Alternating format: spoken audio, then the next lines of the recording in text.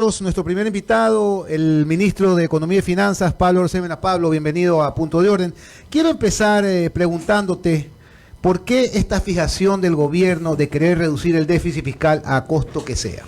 ¿Qué tal, Juan Javier? Pocho, saludos para Pablo. todos sus seguidores, radioescuchas y también por las plataformas digitales. Una audiencia brutal tenemos en todos los medios digitales ahorita. Así es, y luego la gente replica todas estas entrevistas, así que un saludo para todos ellos. Mira, la estrategia marcada por el presidente tiene un norte claro, es reducir el déficit fiscal y aumentar el acento social. Entonces la proforma, que son números donde registramos cómo va a entrar y va a salir la plata el próximo año, tiene que reflejar justamente eso. Y es una proforma donde, por un lado, seguimos poco a poco, no de a golpe, pero seguimos bajando el déficit fiscal por un lado, y por otro lado, aumentamos con mucha fuerza la inversión social en más de 15.200 millones de dólares. Entonces, el tema del déficit fiscal es que, ¿por qué es tan importante? Que es tu pregunta. ¿Qué es el déficit fiscal? Es la diferencia entre los ingresos y los gastos que tiene el presupuesto general del Estado. Resulta que en los últimos 15 años hemos tenido déficit. La sumatoria de esos déficits fiscales es lo que se conoce como la deuda pública total. Al día de hoy son más de 64.000 millones de dólares. Eso es un yunque, es una carga pesada que le recae sobre el lomo, no de nosotros solamente, de nuestros hijos y de nuestros nietos, para los que ya tienen nietos.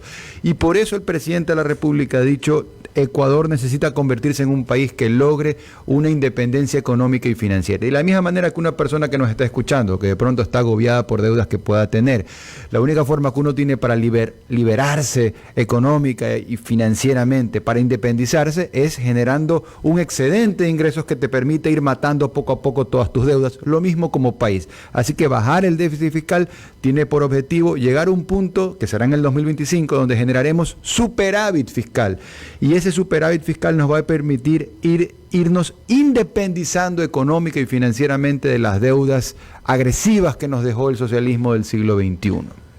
Pablo, ¿la obra pública en el 2023 va a ser igual de mezquina que este año? ¿Van a pedir la mano al sector privado? ¿Veremos el comienzo de grandes obras, grandes autopistas, o mejor dicho, grandes soluciones viales en el país? A ver, primero yo haría una cápsula conceptual de economía, conceptos económicos, porque si no nos va a pasar de que la gente pide imposibles o pide cosas que simplemente no se pueden lograr en la realidad y solamente se logran desde la retórica del populismo. Entonces nos interesa caer en la retórica del populismo, ese es un plano, pero yo quiero llevar la conversión al plano de la realidad. ¿Qué es lo que no se puede? No se puede aumentar el gasto y no tener déficit. O sea, si estamos reduciendo el déficit, de alguna forma estamos conteniendo el gasto, por un lado. Por otro lado, hay gente que te dice: no quiero más gasto corriente, fantástico, pero quiero que aumentes el gasto social. Es que lo que pasa es que parte del gasto social es gasto corriente también. Entonces, hay que ir definiendo cuál es la cancha sobre la cual vamos a jugar. ¿Y qué es lo que ha definido el presidente? Vamos a bajar el déficit fiscal, vamos a aumentar la inversión social. En el caso específico de la obra pública, te hago dos reflexiones. Lo primero, el presupuesto para obra pública el próximo año son 1.871 millones de dólares, cifra similar a la de este año. Entonces no es cero, es alrededor, números gruesos, 2.000 millones de dólares, no es poca plata. Uno. Y dos, eso es obra pública con inversión pública. Pero la obra pública no se agota en la inversión pública. Tú puedes y debes, y esa es nuestra visión, desarrollar obra pública también con inversión privada, a través de concesiones, delegaciones o alianzas público-privadas. Y esa es la visión que el presidente plasmó desde que era candidato, de hacer crecer la economía con inversión privada. ¿No ven que 9 de cada 10 empleos en el Ecuador no los genera el sector público, los genera el sector privado? Entonces necesitamos inversión privada también y con mucha más fuerza. Ahora, ¿a qué se debió, Pablo, que este año los ministerios ejecutaron tan poco, hasta hace poco, tan poco porcentaje su plata? Ya, a ver, te diría dos o tres cosas. Primero, eso no es así. Su presupuesto. Sí, sí, la ejecución del presupuesto. Sí, primero, la conclusión es que eso no es así. Ahora, ¿por qué? ¿De dónde viene esto? Esto viene de una desinformación donde se dice: oye, de enero a junio, los primeros 6 meses del año, se ha ejecutado alrededor del 30%. Entonces yo quiero decir aquí dos o tres cosas. La primera, históricamente, y uno tiene que revisar la historia económica para poder afirmar esto, los presupuestos se han ejecutado alrededor del 30% de enero a junio. Esto no importa quién ha sido el presidente, ese es el nivel de ejecución histórica que tiene el Ecuador. El problema no es si usted de enero a junio ejecuta 30%, el problema es si usted ejecuta de enero a junio menos del 30%, y ese no ha sido el caso del gobierno de Guillermo Lasso. Primera cosa. Segunda cosa, ¿qué ha pasado con la ejecución de los GATS, municipios y prefecturas este año? Porque yo sí sé qué ha pasado. Ha pasado que de enero a junio estuvieron en 20% en promedio de ejecución, municipios y prefecturas. Inclusive de enero a octubre hay algunos que andan por el 40 y pico por ciento. Entonces, esa es una conversación nacional que no la estamos teniendo. Y es importante porque de alguna forma el Ejecutivo tiene sus pesos y contrapesos, pero en los GATS de alguna forma están libres y me parece que ahí, sobre los GATS, hay que poner los focos reflectores para ver qué está pasando con la ejecución de algunos municipios y prefecturas y luego también con el tema de la calidad de la ejecución de los recursos. Y yo menciono esto porque sé, como ministro de Economía y Finanzas que soy, que desde nuestra cartera de Estado le estamos transfiriendo a los GATS en este año la mayor transferencia de recursos de los últimos 7 años. Son más de 3.100 millones de dólares. Nunca antes en los últimos años se ha transferido tanta plata a los GATS. Y esa plata muchas veces no se está viendo que se ejecuta con la velocidad y con el nivel de calidad que la ciudadanía espera y requiere. Pablo, buenos días. ¿Cuánto dinero se le está debiendo en este momento atrasado a los GATS? Y concretamente hablemos de todos los GATS son importantes, pero digamos los de mayor trascendencia poblacional, el municipio de Guayaquil, la prefectura del Guayas, el municipio de Quito, la prefectura de Pichincha, por poner esos casos. Deudas del gobierno de Guillermo Lasso, 0, no se les debe nada. Deudas de gobiernos anteriores, del año 2015, del año 2016, del año 2017, del año 2018, del año 2019 y del año 2020, de gobiernos anteriores. Nosotros nos reunimos 4 meses atrás con AME, Asociación de Municipalidades del Ecuador, con CONGA y con OPE, que aglutinan prefecturas, y definimos un cronograma de pagos para pagarles una deuda que ellos me decían: ministro, pensábamos que esta deuda nunca nos la iban a pagar porque durante 7 años los tontearon. Y nosotros definimos un cronograma de pagos de 179 millones de dólares, 15 millones de dólares promedio de pago mensual durante un año. ¿Y qué hicimos para que nos crean? Pagar julio, pagar agosto, pagar septiembre, pagar octubre. O sea, las cuotas se están pagando. Correcto, así es. Y con respecto a este gobierno, se paga siempre dentro de los 30 meses, de los 30 días del mes siguiente, lo cual es correcto. Para que sea un atraso en finanzas públicas tienes que superar los 30 días, en unos casos, y en otros casos tienes que superar los 90 días. Y no estamos en ningún tipo de atraso con ningún municipio en todo el Ecuador. Y entonces, esto es algo importante porque yo he estado en territorio y he visto como alcaldes y prefectos agradecen al gobierno nacional que por primera vez en la historia tienen un gobierno que está al día con ellos y que además les estamos pagando una deuda que ellos no habían podido cobrar por 7 años. Eso es muy importante, lo estás resaltando y es noticia, porque de esa manera pues queda claro de que al menos los gobiernos descentralizados están en este momento recibiendo no solamente sus rentas al día del actual gobierno, sino que se les está pagando deuda pasada. Correcto. Ya, muy bien. Hoy tenemos una reserva monetaria muy alta, en 8.500 millones de dólares, una de las reservas monetarias más altas en la historia del Ecuador. Tú dices que se está reduciendo considerablemente el déficit fiscal, sí, pero sin embargo vemos quejas en la policía de que no llegan los recursos que deben de llegar. Vemos problemas en el tema de la medicina, faltan recursos también para compra de medicinas, para funcionamiento de hospitales. Entonces esto sí suena un poco a aquella familia, Pablo, que entró en una crisis económica luego de momentos de bonanza y de gran vida. Y bueno, comienza a reducir sus gastos, pero por ejemplo no pagan la alícuota del lugar donde viven, entonces obviamente no se puede pagar bien a los guardias, comienzan a comer pan y agua cuando está bien, a lo mejor ya no pueden comer todas las noches en restaurantes, pues por lo menos una comida común y corriente para la casa. O sea, el país como que se va a otro extremo. Y un poco en la línea de lo que también estaba señalando Juan Javier Benedetti, el país se va como al otro extremo. Ok, estamos reduciendo el gasto fiscal, el déficit fiscal y también por ende el gasto fiscal, pero lo estamos haciendo de tal manera de que también genera cierto sufrimiento en la población. A ver, nosotros estamos aumentando la inversión social, es decir, logramos compaginar dos cosas que nadie antes las ha hecho, que es bajar el déficit fiscal al mismo tiempo que aumentamos la inversión social. ¿En qué han aumentado la inversión social? Gobiernos anteriores aumentaron inversión social, pero aumentando el déficit fiscal. Eso es fácil. Lo difícil es hacer lo que estamos haciendo nosotros, que es bajar el déficit fiscal, tener eficiencia de gasto y aumentar la inversión social. Inversión social, primero, es una definición técnica, o sea, no es que... Porque a veces son frases que la gente la suelta, pero eso tiene un diccionario, tiene un glosario y está en una metodología creada por la Secretaría Nacional de Planificación de Desarrollo del Ecuador, SEMPLADES, hoy se llama Planifica, en el año 2015, creada por el gobierno de ese entonces. Y esa metodología te dice que la inversión social son todos los presupuestos sectoriales, y esa es la palabra clave a la cual regreso, son los presupuestos sectoriales de salud, educación, trabajo, vivienda y bienestar social, bonos. ¿Qué significa sectorial? Por ejemplo, el presupuesto de educación del próximo año son 3.200 millones de dólares, por dar un ejemplo. Pero eso solamente es el presupuesto del Ministerio de Educación. Ahí no está el presupuesto de la CENESID, del CES. O sea, hay una serie de presupuestos adicionales que se deben de sumar para poder tener el presupuesto sectorial de educación. Ya, pero en educación, ¿se ha aumentado el presupuesto o ha reducido el presupuesto? Se ha aumentado el presupuesto para el próximo año de salud, de educación y de seguridad. En números gruesos, el presupuesto de educación sectorial de este año eran 4.861 millones de dólares. Para el 2023, el presupuesto sectorial de educación son 5.583 millones de dólares. Para salud, este año 2022, el presupuesto sectorial son 3.162 millones de dólares. Para el próximo año son 3.601 millones de dólares. Y por último, seguridad, que lo estamos comentando también, este año el presupuesto sectorial de seguridad. ¿Qué está en sectorial de seguridad? No solamente Policía Nacional, Fuerzas Armadas, SNAI, las cárceles, la Policía Judicial. O sea, son como dos entidades que tienen que ver con la Policía Nacional. De aquí puedo leer algunas.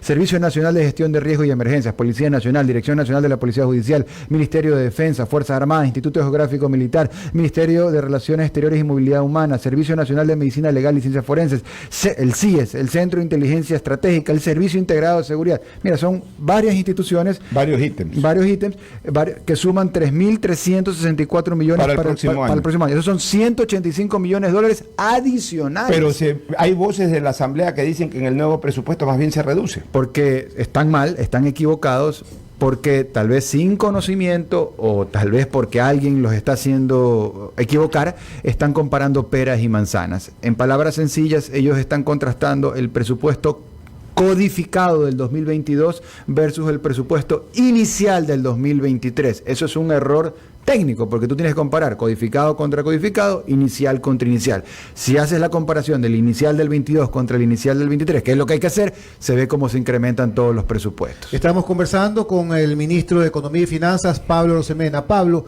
¿piensas ampliar el programa con el Fondo Monetario para el 2023 con la finalidad de recibir más financiamiento? Estamos en esa conversación, pero primero lo primero. Antes de esa conversación, que la hemos iniciado, estamos cerrando el programa Dios mediante, pues este año. El programa se va a cerrar, el programa expira, el tema es cerrarlo con éxito. Y esto es fácil de decirlo, difícil de hacerlo. Pensemos que en los últimos 20 años nadie ha logrado eso, no ha habido un gobierno que logre hacerlo, es decir, terminar con éxito el programa, cumplir todas las metas y recibir el último desembolso. En los últimos 20 años, desde la época de Jorge Gallardo, nadie ha logrado eso ahí. Nosotros apuntamos a ser el primer gobierno que en décadas logre culminar con éxito el acuerdo con el fondo y recibir un último desembolso que es por alrededor de 700 millones de dólares. Toda vez que eso suceda, tenemos las conversaciones abiertas y el próximo año, en el primer trimestre, veremos qué tipo de facilidad. No necesariamente tiene que ser un acuerdo tan grande, puede ser algo un poco más pequeño, pero a nosotros nos interesa contar con ese aval del organismo multilateral porque eso permite que otras instituciones tipo BID, Banco Mundial, nos puedan facilitar recursos. ¿La negociación con China ya culminó? ¿Es favorable para el país? Así es, culminó la renegociación con China. El presidente de la República se fue en febrero de este año y habló con su contraparte, el presidente Xi Jinping, y en resumen se logró para el Ecuador. Número 1, bajar la tasa de interés. Número 2, ampliar los plazos. Y número 3, transparencia, porque toda esta información la hemos puesto en español y en inglés en la página web del Ministerio de Economía y Finanzas Entonces, el alivio fiscal es de 1.400 millones de dólares. Eso es plata que no tenemos la presión de conseguirla para pagarles a ellos porque hemos renegociado. Como que una persona que nos está escuchando ahorita y que le debe a un taxi, digamos, se compró un taxi o se compró una casa y que le cuesta mucho pagar su deuda y que de alguna forma quiere oxígeno, quiere que le reprogramen los pagos para que los pagos sean más pequeños. Un beneficio adicional es que esa deuda china tenía como garantía, como colateral, barriles de petróleo atados. Entonces nosotros, al lograr bajar los pagos, hemos liberado la mitad de ese petróleo que estaba atado, y ese petróleo liberado hoy se vende a precios de mercado. Ya, a mí sí me gustaría que tú concretes, Pablo, cómo estaba esa negociación con China, cómo la dejó el socialismo del siglo XXI, tasas de interés, cuál era la LIBOR en esa época, para comparar el promedio de interés internacional para este tipo de créditos entre países versus lo que finalmente se negoció. ¿Cuál era el plazo que el socialismo del siglo XXI con los chinos establecieron? ¿Y cuál es el producto de esta renegociación que ha hecho el gobierno ecuatoriano? Claro, nosotros aumentamos los plazos en 3 años más. Recordemos que estos créditos son dos. Uno con el CDB, el China Development Bank, el Banco de Desarrollo de China, y el otro es con el Exim Bank, con el Banco de Exportaciones e Importaciones. En ambos, que tienen vencimientos distintos, le aumentamos 3 años a cada uno. Entonces, en el mismo ejemplo, una persona que está aproblemado pagando deudas, cuando le dan más plazo, pues siente más oxígeno. Lo mismo conseguimos. Luego bajamos 100 puntos básicos de tasa de interés en ambos créditos. 100 puntos básicos de tasa de interés equivale a 1 punto porcentual, que en una deuda de 4.000 millones de dólares en números gruesos estamos hablando de 40 millones de dólares de ahorro. Entonces tienes dos efectos: el efecto ahorro neto, que estamos hablando de millones de dólares, y el ahorro de alivio fiscal, que son los 1.400 millones de dólares, producto de que no tengo que hacer tantos pagos este año, sino que se va prorrateando a 3 años. O sea, se bajó 1 punto. Se bajó un punto. ¿En cuánto estaba entonces? 7 y pico, baja a 6 y pico. Pero recordemos que lo tricky de esto de aquí, lo complicado de esto, era el petróleo que estaba garantizado y la fórmula de cálculo a cuánto se iba a vender ese petróleo. Y si tú computas eso, y es un análisis ya más complejo, y tratas de hacer una equivalencia a tasa de interés, ahí es que se disparaba esa tasa de interés. Entonces realmente aquí tienes beneficio por bajar la tasa de interés, beneficio por ampliar el plazo, beneficio por, lo más importante, liberar el petróleo que estaba atado, que ya no lo vendes a ese precio que lo tenías atado, sino que ahora lo vendes a un precio de mercado que es un precio mucho mejor. O sea, hay beneficios por todos lados, y eso es importante reseñarlo. Miren cómo se estuvo manejando en tiempo pasado la economía, nada más comento. Ahora, 2 preguntas finales de mi parte. Vamos un poco a los agujeros negros de la economía nacional. ¿Están identificados esos agujeros negros definitivamente y ya de una vez irlos sellando? Pongo ejemplos. El tema del Seguro Social, que si bien es cierto es una entidad autónoma, pero por ejemplo en el caso del Seguro Social, se incrementó exageradamente el personal en el Seguro Social en los últimos 15 años, pero exageradamente, 5 veces más. Y el servicio es 5 veces menos que antes. Fue un botín político. Recordemos que formaron un partido político de la Seguridad Social. En el socialismo del siglo XXI. Pero también dentro de la función pública central ha ocurrido bastante, ha habido un crecimiento tremendo. Otro agujero negro es el tema de la electricidad, por ejemplo, en pozos petroleros en el oriente. Se consume mucho diésel, cuando en el Ecuador también, en la zona oriental, se produce búnker. Y por ahí lo eficiente sería comenzar a usar más búnker, que lo produce el Ecuador, y utilizar menos diésel, que es muy caro y que es derivado que lo importa el Ecuador. O sea, ¿cómo pueden ir sellando esos agujeros negros para que no afecten tanto a la economía? Y también de esa manera ir reduciendo el gasto fiscal y no solamente tirárselo a la gente en cuanto tiene que ver a la reducción de gasto fiscal. De acuerdo, a ver, digamos que hay estos agujeros negros o estos centros de ineficiencias por todos lados. Entonces, nosotros de la cartera de Economía y Finanzas, primero, el norte. ¿Cuál es el norte? Bajar el déficit fiscal, que es una forma transversal de entrar a reducir ineficiencias, pero por otro lado, aumentando la inversión social, que esa es la parte desafiante y es lo que estamos haciendo. Recordemos que la inversión social para el próximo año supera los 15.200 millones de dólares. Ahora, las ineficiencias o los agujeros negros, por ejemplo, en la seguridad social. ¿Nosotros qué estamos haciendo con respecto a la seguridad social desde Economía y Finanzas para el próximo año? Le estamos traspasando más de 3.000 2.100 millones de dólares a toda la seguridad social, no solamente el IES, sino ISFA y SPOL también incluido. Específicamente para IES son alrededor de 2.700 millones de dólares. Esa cantidad nunca antes ha sido presupuestada para ser transferida. Ahí estamos hablando de que vamos a cubrir lo que se debe cubrir, el 100% de la aportación, que equivale al 40%.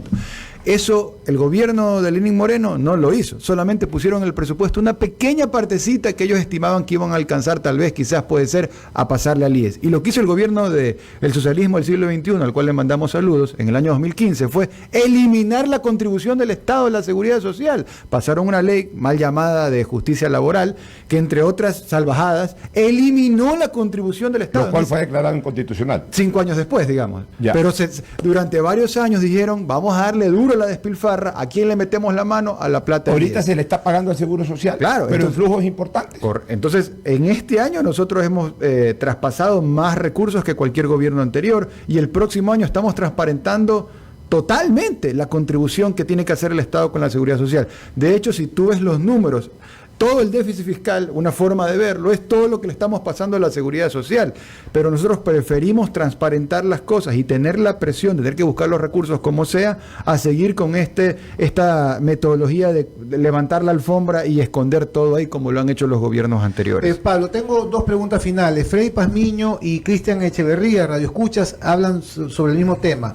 Van a revisar la reforma tributaria, pago de vacaciones no tomadas por concepto no es ingreso, es un derecho, me subieron el impuesto a la renta mensual de 150 a 375, no es justo, no puedo ni siquiera pagar el alquiler porque me duplicaron el impuesto a la renta. Y Cristian Echeverría dice lo mismo, no es impuesto, me doblaron los impuestos, tengo casa que pagar, colegios, etcétera. Sí, nuestra visión para el 2023 es aumentar la recaudación tributaria sin necesidad de subir impuestos. ¿Cómo se logra eso? De dos formas. Una, aumentando la formalización de la economía. Estos amigos que nos llaman y mucha gente que nos está escuchando ha pagado impuestos toda su vida. Y lo que dices es, oye, no quiero pagar más allá de lo que puedo pagar. Pero resulta que ese es el caso menos común. El caso más común es gente que nunca ha pagado en su vida. Y entonces parte de la visión nuestra es aumentar la formalización de la economía. Todo el mundo coincide que en el Ecuador la economía es altamente informal. Aumentar la formalización nos permite recaudar más sin necesidad de subir impuestos a ninguna de las personas que nos está escuchando. Uno. Y dos, dinamización de la economía. Cuando la economía crece, cuando la economía se vende más, tú puedes recaudar más. Y doy un ejemplo concreto de cómo lo estamos haciendo. Este año nosotros, de enero a septiembre, hemos bajado el impuesto a la salida de divisas. Estaba en el 5%, lo bajamos al 4%. Y hemos recaudado más que el año pasado, que el impuesto estaba al 5%. Lo voy a repetir. Este año, bajando el impuesto a la salida de divisas, recaudamos más que el año pasado. ¿Cómo es eso posible? Porque la economía está creciendo.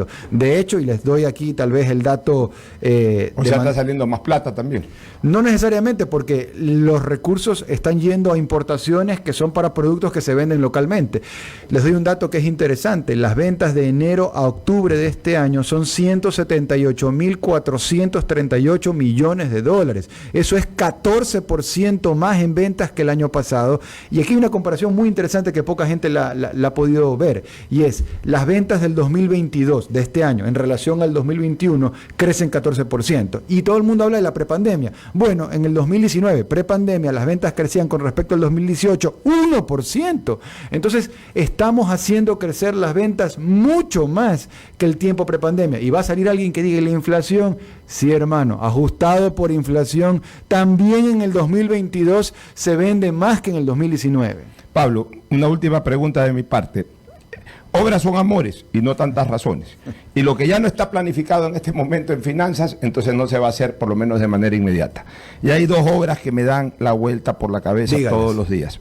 Quinto puente para Guayaquil. Así es. Y autopista Guayaquil-Machala, que por Dios, ¿cuándo, cómo y dónde finalmente se va a terminar de construir esa autopista Guayaquil-Machala? Sí, a ver, con respecto al... economía, nosotros conseguimos recursos, asignamos recursos y cumplimos esa tarea. Con respecto a la obra pública, ya sea vía inversión pública o sea vía alianza público-privada, ahí ustedes necesitan conversar con Darío Herrera y Roberto Pero Sáenz. no, a mí me interesa desde la parte del presupuesto. Desde la parte, sí, desde la si parte... tú dices eso está presupuestado es porque en algún momento se va a hacer. Si dices no está presupuestado, porque no se va a hacer. El quinto puente o el sistema vial sur es una obra que es fundamental para el presidente de la República, para Guillermo Lasso, como ecuatoriano, como guayaquileño, él sabe el beneficio que tiene compromiso para el país, no solamente para la provincia o para la región, y será una de las obras legado de él. La información que conocemos en gabinete es que ese proyecto va a arrancar, es decir, ya tú vas a ver el inicio en el 2024, que se lo va a hacer a través de gobierno a gobierno con el gobierno de Canadá.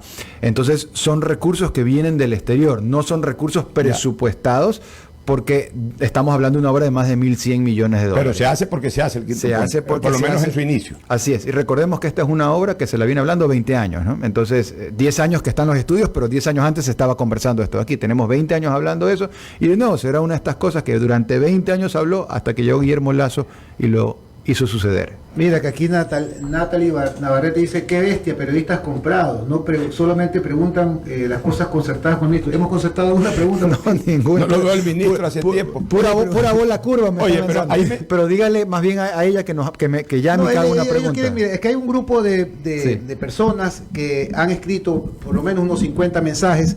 Dicen: somos 1.184 aspirantes, estamos en el limbo, nos den una respuesta sobre el presupuesto de la CTE. Tenemos 6 meses en espera del presupuesto de la CTE.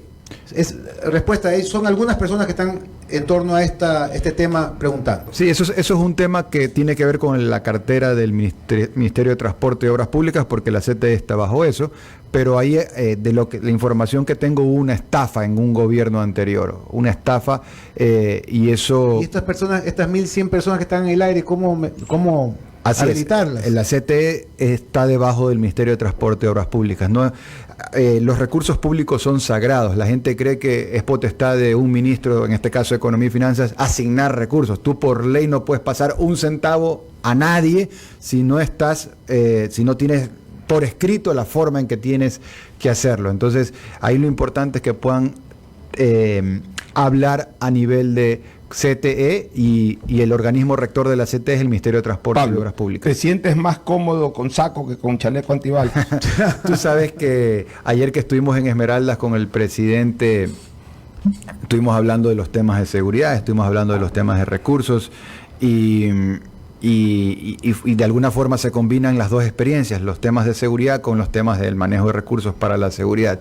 Pero yo te diría que me puse saco para estar con ustedes. Yo normalmente en el día a día, ni siquiera en Quito, yo soy un mono acalorado. Es una manera de decir, te sientes más cómodo como ministro que como gobernador en este caso. Mira, te diría que el trabajo de la gobernación es un trabajo muy noble porque te permite poder ayudar a gente de manera directa, coordinando múltiples cosas. Hoy el tema, al menos en mi tiempo, hoy es distinto, pero al menos en mi tiempo, los 9 meses que estuve, la seguridad fue la prioridad, digo en cuanto a la gestión que se realizaba, sin perjuicio que la coordinación que debe realizar un gobernador es sobre todos los temas, sobre temas de salud, sobre temas de educación, sobre múltiples temas. Te diría que hasta el día de hoy tengo gente que me llama para que los ayude con temas que tienen que ver con la gobernación y lo coordinamos con la gobernación, porque para eso está los gobernadores, para estar al servicio de la ciudadanía, y la verdad que fue un honor poder estar Tenemos ahí. Tenemos más minutos con el ministro, me acaban de anunciar. Luli Hidalgo, más que una pregunta, es un comentario. Está bien que recauden más, pero así sino que se extiendan las recaudaciones a los grupos que en realidad no aportan. Claro. La realidad es que siempre terminan pagando más impuestos los mismos y no, como dice Pablo, que pagan los que no han pagado. De acuerdo, o sea, ese es un problema que queremos cambiar. No se trata de seguir exprimiendo la misma naranja, se trata de ver dónde están las otras naranjas, ver cómo podemos aumentar la formalización de la economía. Ecuador es un país de 18 millones de personas, pero la economía formal no es de 18 millones de personas, es una cantidad mucho más reducida, así que estaríamos de acuerdo con eso, y por eso nuestra visión es aumentar la recaudación sin necesidad de subir impuestos a través de mecanismos de formalización y a través de mecanismos de dinamización de la economía. Otra pregunta del público sobre recursos de manejo de seguridad. ¿Por qué la institución competente no ejecuta implementación de escáneres en puertos? A ver, esos son procesos que en unos casos aduana lo está llevando adelante y está avanzando y sigue su curso.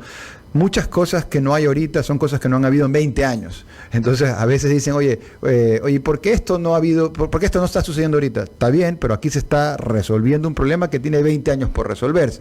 Entonces, yo lo que les puedo decir es que no hay desde el punto de vista de los recursos, hemos aumentado el presupuesto de seguridad para el próximo año, el presupuesto sectorial, que es más de 3.300 millones de dólares para el próximo año, en 185 millones de dólares con respecto a este año.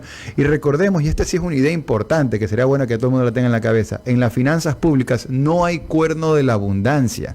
No estamos en una economía pública boyante, estamos en una economía pública muy escasa, donde trabajamos desde la escasez, no desde la abundancia, y la gente a veces quiere que se gaste más, pero que digamos que no aumenten los ingresos, y eso es imposible. Ya, pero hay una percepción, Pablo, de que no se termina de diferenciar lo importante de lo urgente. A ver, por ejemplo, en el tema de los escáneres que acaba de hacer la pregunta de ese oyente. O sea, el tema de los escáneres en este momento en aduanas, en puertos, aeropuertos, etcétera, no es importante, es urgente. Así es.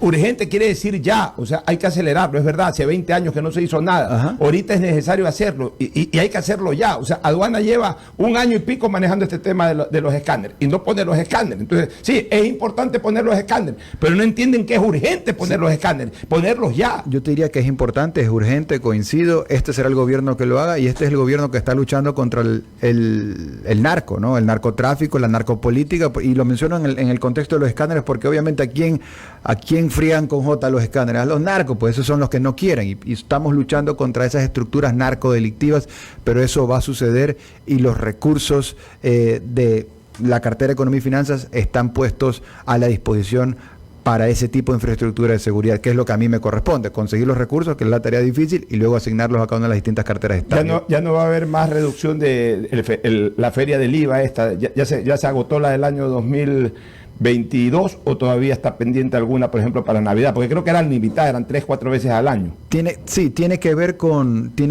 los feriados, digamos. Los feriados del IVA. Sí, o sea, cuando hay feriado tienes este beneficio. El feriado de Navidad.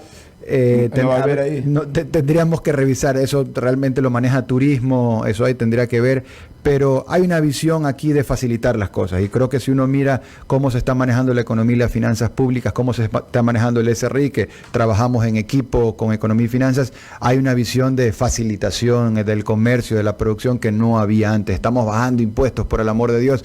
Yo solamente esto sí quiero decirlo, porque esto lo conocí muy bien desde mi vida, de toda la vida, que es mi vida productiva. El impuesto a la salida de divisas que nos clavó el socialismo del siglo XXI durante una década nos sacaba 1.000 millones de dólares al año, y este fue el gobierno, correcto, este fue el gobierno, 3.50 se baja a 0.25 trimestral. Entonces este gobierno está cumpliendo lo que prometió y lo ha venido bajando, y eso, yo me acuerdo que el gobierno anterior decía que lo iba a hacer. Un año, 2 años, pasaron 4 años y nunca lo bajaron nada. Entonces no tienen derecho a opinar muchas personas que dicen ahora, pero ¿por qué no es 0? Pero pues usted en 4 años nunca lo bajó, y luego otro gobierno durante una década nos lo clavó. Este es el gobierno que está eliminando esos impuestos dañinos, y estamos aumentando la recaudación mientras lo hacemos, lo cual es interesante. Mira, María Fernanda Armijo dice: regulen a los que venden servicios y bienes por Instagram y redes sociales. Yoli Ordóñez: la gente no entiende la importancia de haber liberado nuestro petróleo empeñado por Correa a la China. Me alegro por mi país que el ministro Rosemena lo haya conseguido, aunque sea el 50%. Ojalá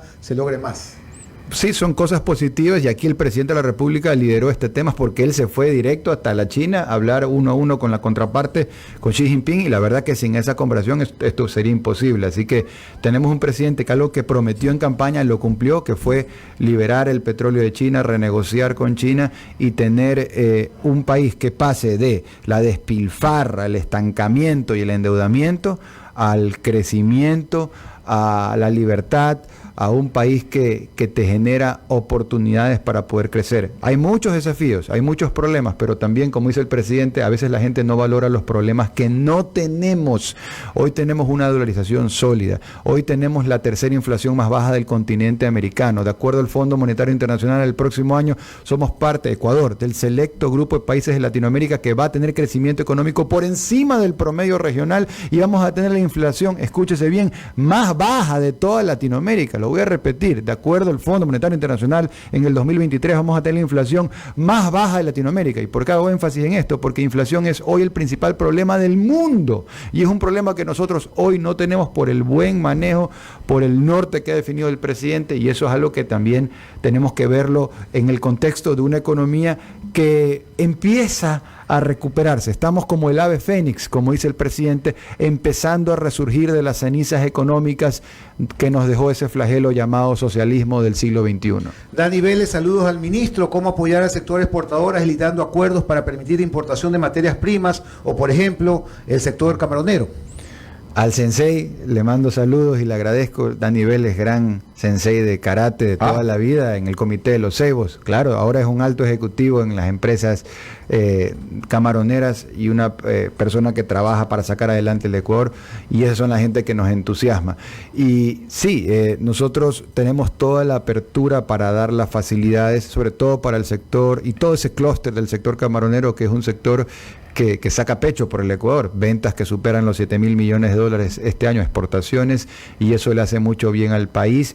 Ecuador tiene a muchas de las empresas productoras de camarón más exitosas del mundo y vamos a seguir dando las condiciones para que ese sector siga creciendo con cada vez mucha más fuerza. Pablo, hay una pregunta aquí de una persona que seguramente es un contratista público en el ámbito de la construcción. Dice, a ver, ¿cuándo le pagan a los contratistas públicos constructores? Hay algunos que no cobran hace un año. Seguramente le debe a algún municipio, diría yo, porque todos los contratistas que se quejan son gente que les deben algunos municipios. El Estado Central, las obras del Estado Central. Todos los recursos están debiendo a contratistas. Todo el 100% de los recursos presupuestados, y en este caso el Ministerio de Transporte y Obras Públicas, 100% han sido asignados a cada una de las carteras de Estado, no le debemos nada a nadie, así que se deben de referir a deudas con municipios, prefecturas, y si no, pues que me contacten a mí y yo encantado de poderles hacer notar cómo estamos al día con el Ministerio de Transporte y Obras Públicas. Un oyente sobre la vía o la autopista Guayaquil-Quito, si se va a hacer, y Esteban Cruz,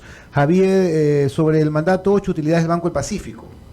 Ya, a ver, con respecto a esa vía de Guayaquil-Quito, Quito-Guayaquil, es una vía que el presidente la ha planteado, y eso sí es algo que, por la complejidad del proyecto, estarán sus estudios hacia la finalización de este periodo de gobierno. Está bien, el presidente se puede reelegir y si se reelige, pues se podrá materializar inclusive, pero eso es algo que está en la visión que tiene el presidente para hacerse. Y con respecto al Banco del Pacífico, ¿a qué se refiere? Las utilidades. Sí, este año cerrarán con alrededor de 100 millones de dólares las utilidades del Banco del Pacífico. ¿Y se justifica venderlo? Mira, el intentar vender el banco es algo que durante 20 años se ha tratado de hacer. Yo creo que Gustavo Nova, que en paz descanse, desde ese gobierno se ha tratado de hacer. Hasta aquí no se lo ha logrado por distintos motivos. Veamos qué sucede. En todo caso, lo que sería un error sería volver a politizar esa entidad que hoy se la maneja de forma técnica, pero que en el gobierno anterior y en el gobierno pasado se lo manejó de forma política, y eso es lo que no tiene que volver a pasar. ¿Cómo crece una economía que incrementa el gasto corriente frente al tamaño de la economía mientras la inversión pública decrece frente al PIB? Lo que pasa es que hay una sentencia de la Corte Constitucional que nos obliga a aumentar el gasto corriente, sueldos y salarios de los educadores en alrededor de 500 millones de dólares. Entonces, esa queja habría que llevarla a la Corte Constitucional, porque evidentemente sería preferible poner 500 millones de dólares en inversión, pero esto no es algo que depende de una decisión de Economía y Finanzas. Esto se está cumpliendo con la obligación de destinar ese incremento a lo que la sentencia de la Corte Constitucional obliga al Estado a hacer. Fuiste presidente de la Cámara de Comercio, Pablo. Pasaste y dejaste huella en la Cámara como presidente. ¿Qué le preguntaría el presidente de la Cámara de Comercio al actual ministro de Finanzas? Es una muy buena pregunta. A ver, nosotros en esa época siempre hablamos de reglas claras, hablamos de dinamizar la economía a través de la inversión privada y hablamos de no más impuestos. Entonces yo diría, haría una pregunta en ese sentido. Entonces yo te diría, hoy tú tienes desde Economía y Finanzas y la visión del presidente es de reglas claras, no es de reglas raras. Por ejemplo, haber renegociado con China es parte de aclarar las cosas justamente. Luego, con respecto a no más impuestos, es justamente lo que estoy diciendo. Yo siempre decía cuando estaba en el ámbito gremial que valía la pena hacer la pregunta de, ¿va a subir impuestos sí o no? porque si no la gente se te va por las ambigüedades. Y aquí lo estamos diciendo con claridad. Vamos a aumentar la recaudación sin necesidad de subir impuestos. Así que hay claridad meridiana en la respuesta. Y luego todo este afán de hacer crecer la economía a través de inversión privada, que ha sido siempre la visión coherente que ha tenido el presidente, este gobierno, yo mismo, en mis distintos roles. Decíamos hace un rato, 9 de cada 10 empleos en el Ecuador los crea el sector privado. Entonces, ¿por qué nos vamos a rasgar las vestiduras tratando de que el empleo lo cree el sector público? El empleo lo crea el sector privado y se crea con inversión privada. Pensemos que desde que Guillermo Lasso es presidente, de mayo del 21 a septiembre del 22, se han creado más de 500.000 de empleos, 508.000 empleos. Son más de 500.000 de ecuatorianos, núcleos familiares, familias que hoy tienen un ingreso, un sustento que les permite poder enfrentar la situación. Antes esas personas, 6 meses atrás, estaban desempleadas, hoy tienen empleo.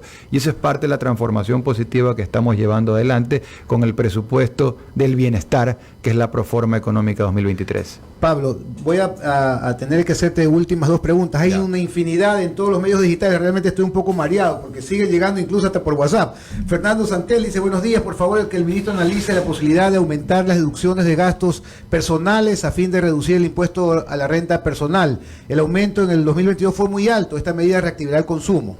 Mira, yo estoy de acuerdo con eso. Ahora, ¿qué sucede? Que si nosotros planteáramos eso a la Asamblea, no saldría eso de la Asamblea, que es lo que quisiéramos que salga, sino que pudiera salir un Frankenstein. Entonces, ese es el problema. Pero el Frankenstein lo vetan, pero por lo menos lo intentan. Por favor. Mira, con la Asamblea no hay la certeza de tener una claridad que hoy la gente necesita. La Asamblea hoy tiene una oportunidad de ser parte de la solución y ya no seguir siendo parte del problema. Tienen un 6% de aceptación justamente porque no están creando soluciones, están creando caos. Pero yendo al punto, nosotros el próximo año pretendemos aumentar recaudación sin subir impuestos. Para poder resolver ese tema de deducciones se requeriría tener una Asamblea que esté a la altura de las circunstancias y que se comprometa a ser seria y no a ser un Frankenstein. Dice por favor el Mundo Martín Brito, por favor, no es su cartera, pero interponga sus buenos oficios. La reparación de la carretera Bucay-Riobamba es intransitable. Y Antonio Martínez, el doctor Antonio Martínez, dice, ese aumento en salud es del 0.5%, ¿es al presupuesto del 2022 o en relación al PIB? A ver, el aumento de salud, el presupuesto del 2022, el presupuesto sectorial de salud es 3.162 millones de dólares. 3.162 este año. El próximo año va a pasar de 3.162 a 3.601 millones. 500 millones de dólares, números gruesos. Parte está porque se requiere más doctores, enfermeras para los hospitales que están siendo repotenciados, inaugurados. Tienes más hospitales, necesitas más gente.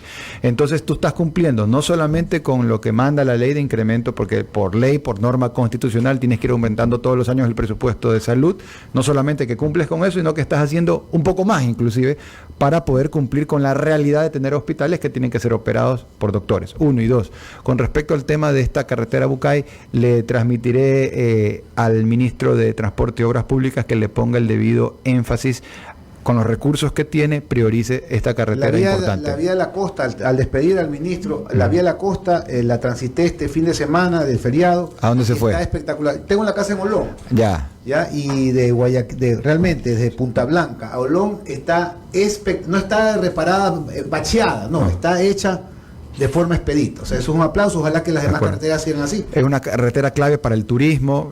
Sabemos todo cómo se mueve y cómo hay ese desarrollo, y tiene todavía mucho más por desarrollarse la Ruta del Sol. Pero así es, estamos destinando todos los recursos para poder priorizar lo social, la seguridad y también la reactivación de la microeconomía nacional. Mira, un comentario de un oyente: nos pagan al contado, pero nos obligan a comprar bonos del 50 al 100% de lo que nos deben. Los castigos hoy son del 15.70. Haga algo, ministro. Sí, hay dos cosas. Uno, nadie obliga a nadie, porque si te están pagando en efectivo, te están pagando en efectivo, pero efectivamente sí existe ahí a veces la posibilidad de que la persona que ha recibido el pago en efectivo pueda invertir en bonos siempre y cuando sea beneficioso para esa persona.